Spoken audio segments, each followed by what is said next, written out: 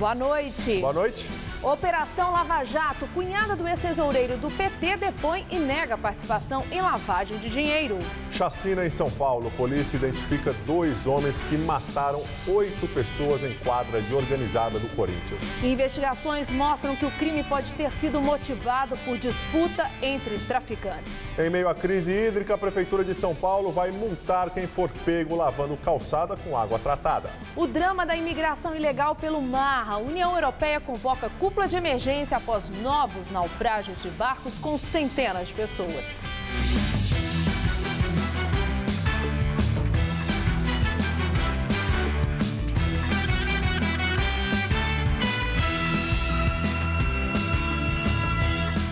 A polícia ainda tenta identificar o terceiro suspeito de ter matado 8 pessoas na quadra da torcida organizada Pavilhão 9.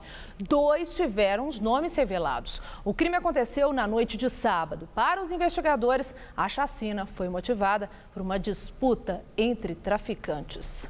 Câmeras de monitoramento de um posto de gasolina que fica bem ao lado da quadra registraram o momento que um homem aparece correndo no canto esquerdo do vídeo, às 10h40 da noite de sábado. Em seguida, outro homem corre falando ao celular. De outro ângulo, 5 minutos depois, é possível ver que os 2 homens reaparecem correndo, desta vez de volta em direção à sede da torcida. Eles pedem ajuda aos frentistas. O homem de boné está falando ao celular e parece muito transtornado. Essas imagens já estão sendo usadas na investigação. Geralmente é uma pessoa, uma vítima é o alvo ou 2. E infelizmente quem está junto na hora acaba sendo morto também. Uma das linhas é que uma das vítimas da Pavilhão 9 teria envolvimento com o tráfico de drogas e poderia ser o alvo dos atiradores. De acordo com a polícia, 12 pessoas estavam dentro da quadra quando 3 homens armados e encapuzados invadiram o local.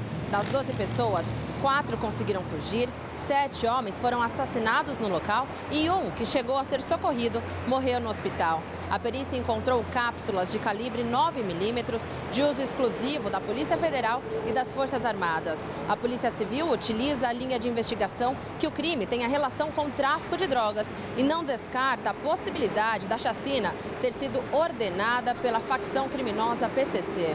Entre os mortos, 5 tinham antecedentes criminais. Ricardo Júnior, de 34 anos, e André Luiz, de 29, tinham em comum passagens por tráfico de drogas. Midras Schmidt, de 38, que no ano passado foi puxador da escola de samba Pérola Negra, tinha antecedente por roubo. Jonathan Fernando, de 21, respondeu a um ato infracional quando ainda era menor. E Fábio Neves Domingos, de 38, tinha passagem por briga de torcida. Fábio era ex-presidente da organizada Pavilhão 9 e estava no grupo de corintianos presos na Bolívia durante a Copa Libertadores de 2013, após a morte do torcedor boliviano Kevin, de 14 anos. O perigo da dengue. São Paulo já concentra mais da metade dos casos da doença no país. Só no estado, a dengue já matou mais de 120 pessoas. Paulo está passando mal desde ontem. Comecei sentindo febre, primeiramente. Depois dor nos olhos. E dor no corpo, nas juntas. E mal-estar. Está desconfiado? Estou desconfiado que eu estou com dengue. Ele mora na Zona Norte, região que concentra quase 40% dos 8.063 casos de dengue registrados na capital neste ano. O estado de São Paulo vive uma epidemia. 167 mil pessoas ficaram doentes. Dessas, 122 morreram. Outras 91 mortes suspeitas aguardam análise. Os médicos dizem que qualquer pessoa com dengue pode evoluir para um quadro grave. Mas isso só acontece em menos de 1% dos casos, geralmente quem já teve a doença antes. Só que de cada 5 pessoas infectadas, uma não tem sintomas, não sente nada. Ou seja, a pessoa teve dengue, mas não sabe disso. Esse infectologista da Universidade Federal de São Paulo explica que a dengue pode matar quando o paciente fica desidratado e a pressão arterial cai tanto que leva à chamada síndrome do choque. A pessoa fica com as mãos e os pés frios, pele e mucosas pálidas. O coração bate mais rapidamente e a pessoa pode ficar desorientada. Mas antes disso, surgem os sinais de alarme. Os clássicos são dor abdominal, uma dor abdominal muito intensa, uma hemorragia mais exacerbada, alteração do nível de consciência, o indivíduo fica mais sonolento, confuso, diminuição da diurese, ou seja, o indivíduo urina menos ou para de urinar. Por isso, é necessário procurar um médico quando surgem os primeiros sintomas. Beber muita água, sucos, chás, pode evitar que a dengue evolua para a forma grave. Para aquele paciente que não tem contraindicação para a ingestão de grandes quantidades de líquido, são litros e litros, mais de 5, 6, 7 litros por dia. É isso que salva o indivíduo de dengue. E a semana começou com bastante calor aqui na capital paulista, até chegou a chover, mas de forma isolada. Mas amanhã a chuva deve aumentar e a previsão é de temporais para todo o estado de São Paulo. Mariana Armentano traz os detalhes da previsão.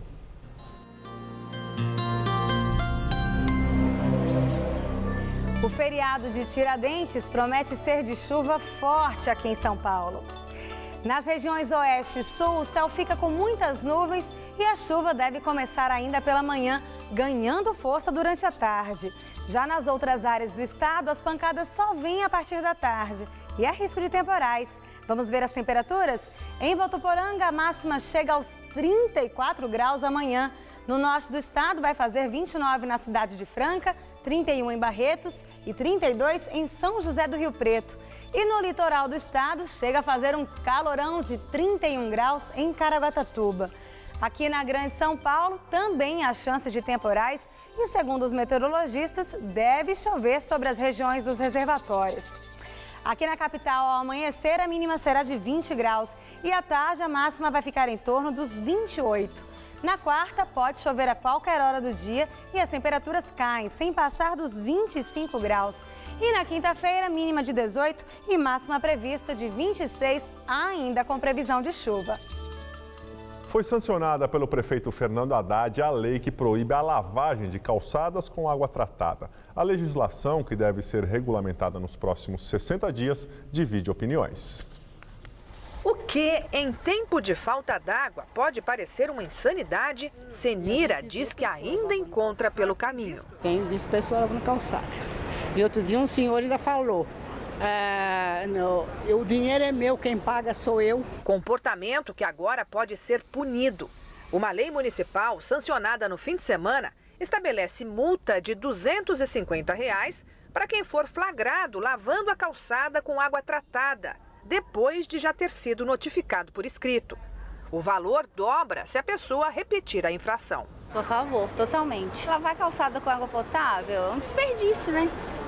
Tem tanto jeito de reaproveitar a água. Eu não concordo muito com lei, eu acho que deveria fazer mais uma propaganda, uma instrução. Já temos várias multas, né? Acho que não é por aí, não é em cima de multa que a gente vai ganhar a população.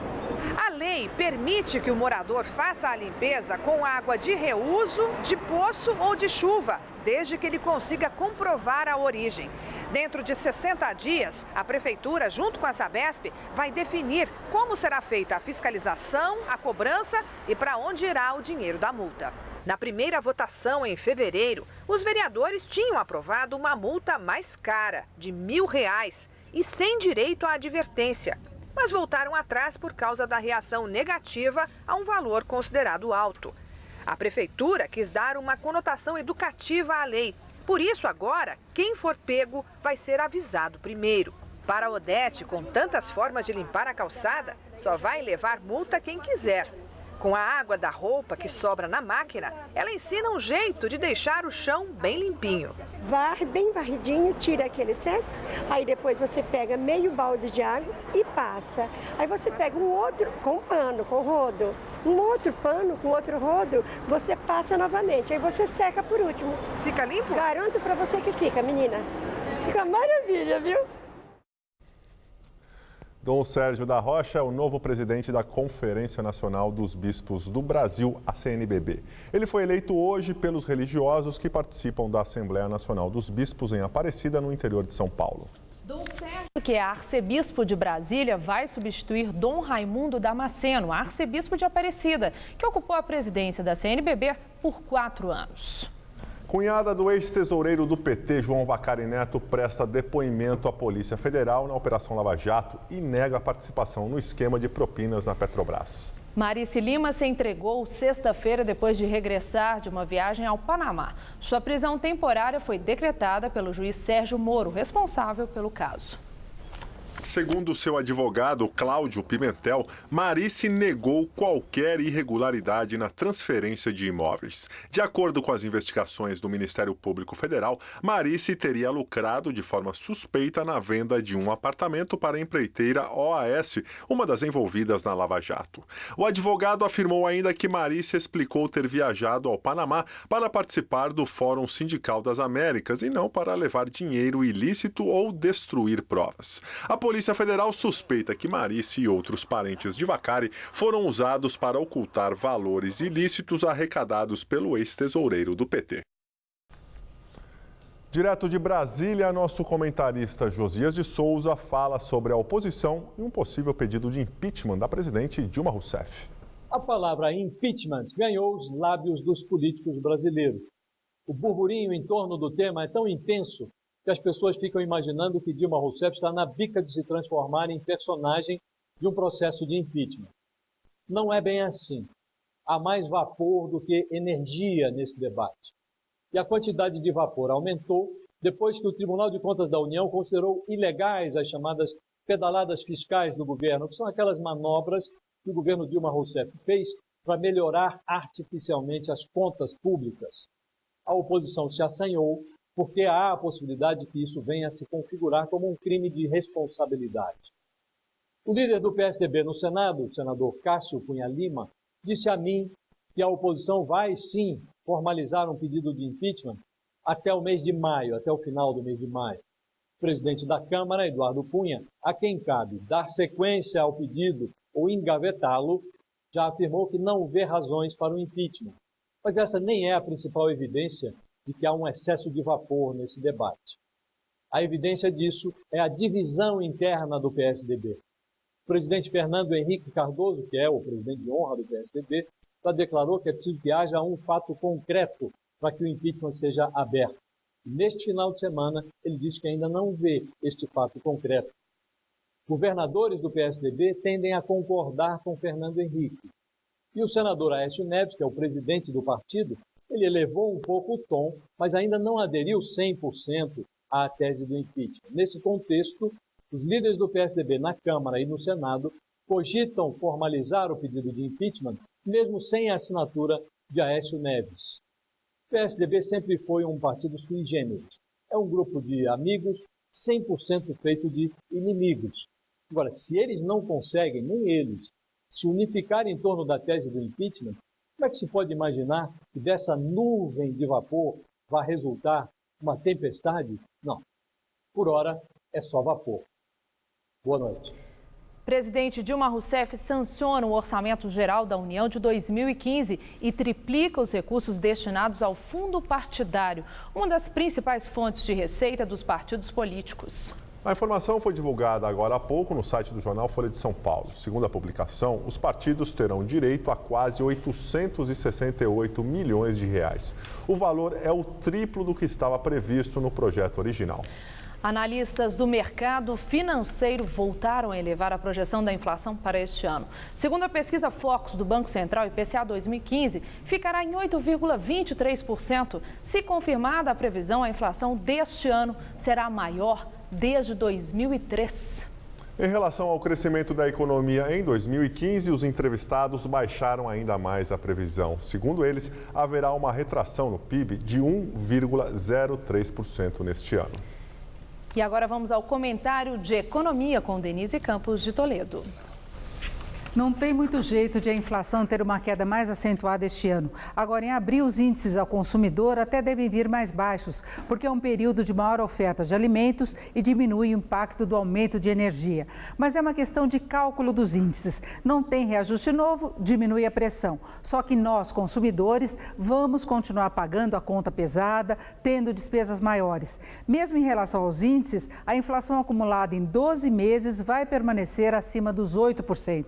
porque neste ano, principalmente as tarifas, jogaram a inflação em um patamar mais alto. É um item que tem reação em cadeia, tanto que o setor de serviços e a indústria, apesar da queda da demanda, continuam aumentando os preços. Não tem mágica. As empresas também estão com despesas maiores, como de energia, e em alguma medida vão passar isso para frente. Também tem o transporte, o frete, a gasolina aqui no Brasil já está mais cara que no exterior, mas não dá para cortar o preço porque iria dificultar ainda mais a condição financeira da Petrobras. De novo, estamos pagando a conta de erros passados, do populismo que tentou segurar artificialmente a inflação, adiando reajustes, derrubando de forma equivocada a tarifa de energia. A correção viria em algum momento e o momento é agora. No ano que vem a situação deve melhorar com o reforço da alta dos juros, que é até uma forma de o Banco Central passar o recado que quer mesmo derrubar a inflação. Juros mais altos seguram a demanda, freiam os reajustes de preços e podem criar uma expectativa melhor, o que também interfere na formação de preços. Mas tem o custo, que é a piora do desempenho da economia. O mercado até derrubou mais a projeção para o PIB. É uma combinação bem ruim, inflação muito alta com retração da atividade. Eu volto na quinta. Bom feriado. Ministro da Fazenda afirma que divulgação de balanço da Petrobras será um passo na reconstrução da estatal. Joaquim Levy disse que há a expectativa de publicação do material auditado ainda esta semana e que o resultado deve ser muito bom. Os dados devem ser divulgados na quarta-feira e são referentes a 2014 e parte de 2013. Os balanços estão atrasados por causa das investigações da Operação Lava Jato, que descobriram um esquema bilionário de corrupção na estatal. Os números que serão apresentados devem conter as perdas referentes aos desvios. Levy, que participa de um encontro internacional de nações nos Estados Unidos, diz que investidores estão nervosos com a transparência no Brasil após a crise na estatal, mas defendeu que mudanças positivas estão acontecendo na Petrobras. Travesti Verônica Bolina, que foi espancada na semana passada dentro da cadeia e teve as fotos da agressão divulgadas na internet, voltou atrás em seu depoimento. Agora ela disse a promotores que só aceitou gravar os áudios em que inocenta os policiais em troca de supostos benefícios. A foto divulgada nas redes sociais mostra a travesti Verônica Bolina, de 25 anos, com o rosto desfigurado. Inicialmente, o Ministério Público abriu investigação de maus tratos. Ela teria sido espancada e torturada por policiais do 2º DP, no centro de São Paulo. A travesti foi presa no dia 10 de abril ao tentar matar uma vizinha idosa e agredir outras 2 pessoas em um prédio na Bela Vista. Em entrevista ao portal R7, a senhora, de 73 anos, disse que nunca se desentendeu com Verônica. Contou que a travesti bateu na porta e já entrou no apartamento a espancando. Ela, que sofreu traumatismo craniano, teve dentes quebrados e ferimentos em todo o corpo. Procuramos a família da idosa para falar sobre o caso, mas não tivemos resposta. Verônica foi levada para a delegacia. Na versão dos policiais, apanhou dos próprios detentos dentro da cela. Os PMs ainda disseram que um carcereiro que teria tentado ajudá-la teve parte da orelha arrancada por ela.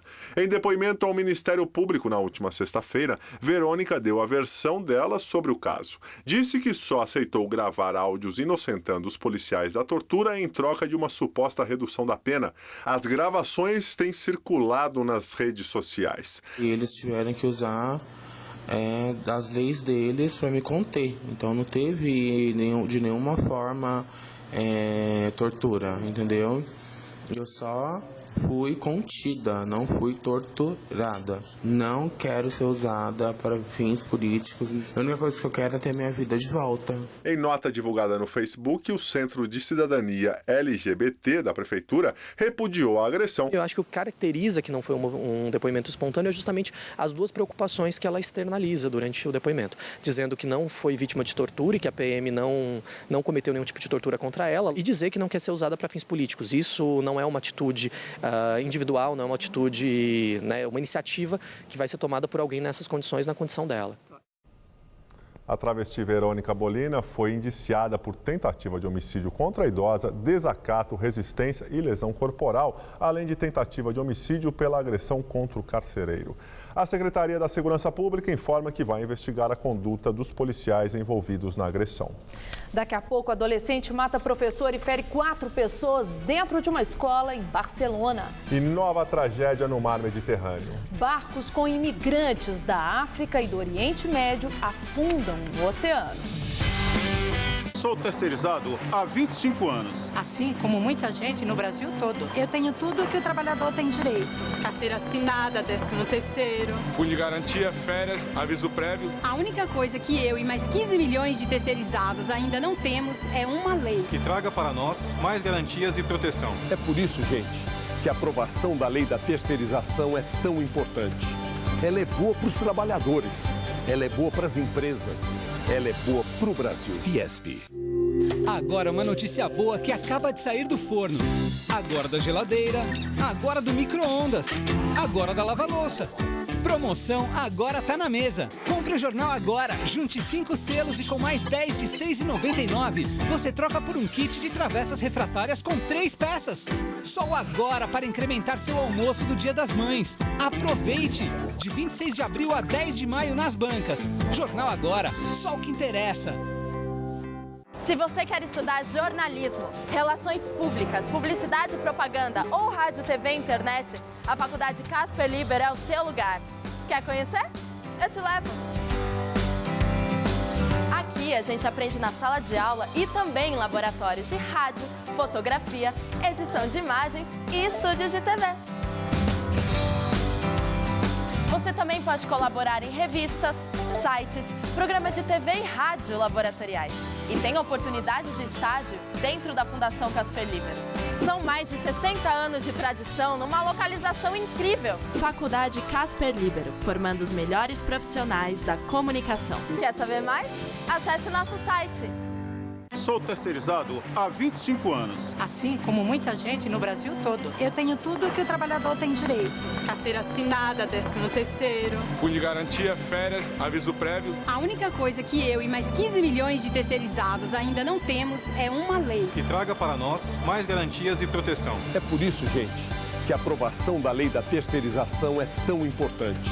Ela é boa para os trabalhadores, ela é boa para as empresas, ela é boa para o Brasil. Fiesp. Está aproveitando essa véspera de feriado? Então aproveite mais com o Todo Seu. Nesta segunda, tem Mestres da Gastronomia. Uma entrevista com o ator Bruno Perillo, musical imperdível com Silvio Brito. Todo Seu, nessa segunda, 10h30 da noite. E eu, como sempre, te esperando, né?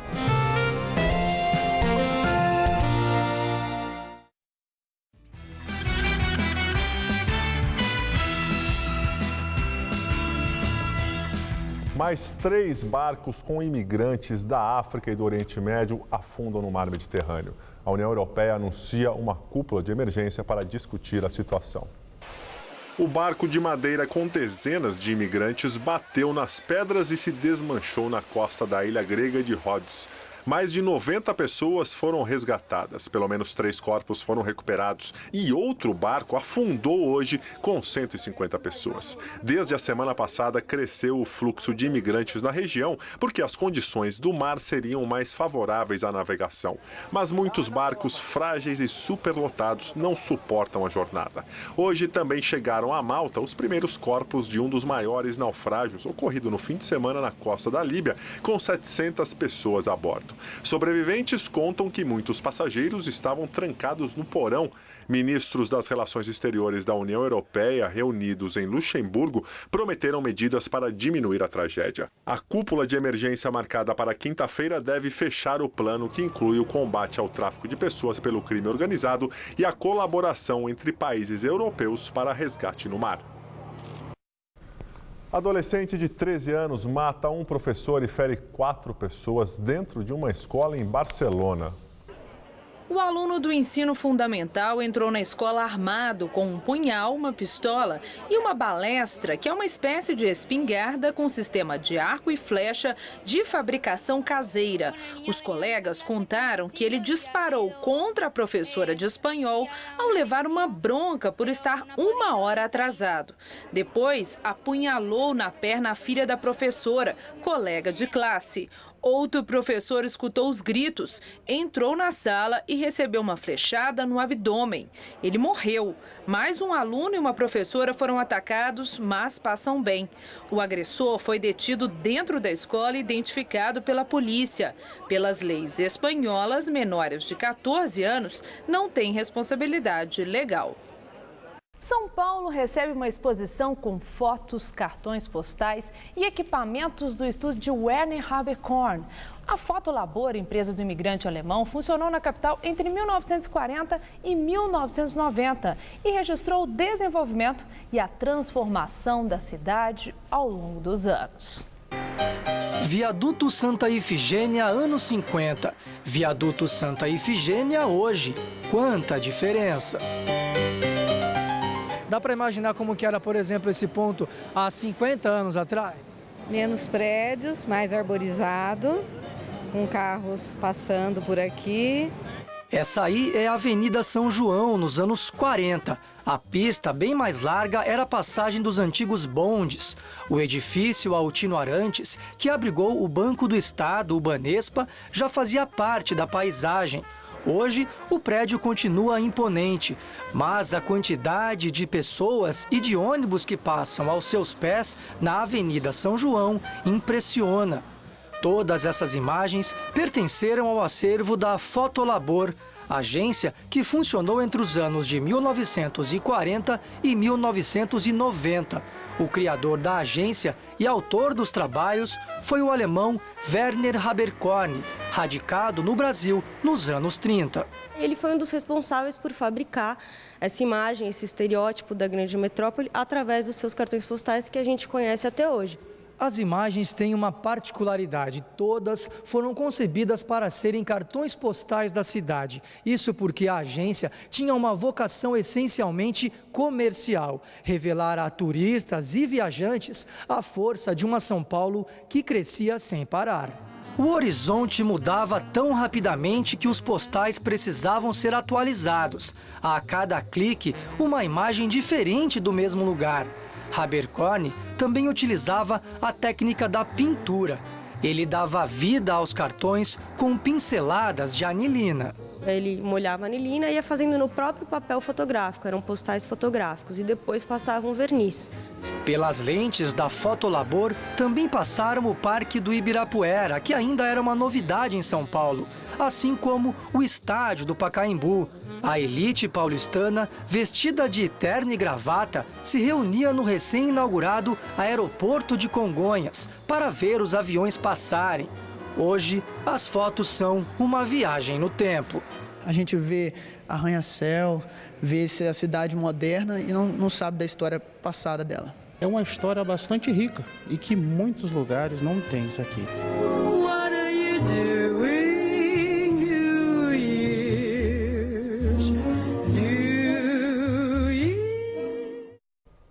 A exposição fica aberta até 9 de junho, de terça a domingo, das 11 da manhã às 5 da tarde, no Centro Cultural Correio São Paulo. A entrada é gratuita. A edição das 10 do Jornal da Gazeta termina aqui. Uma ótima noite para vocês. Fique agora com o Rony Fono, todo seu. Uma ótima semana para você. Até amanhã, hein?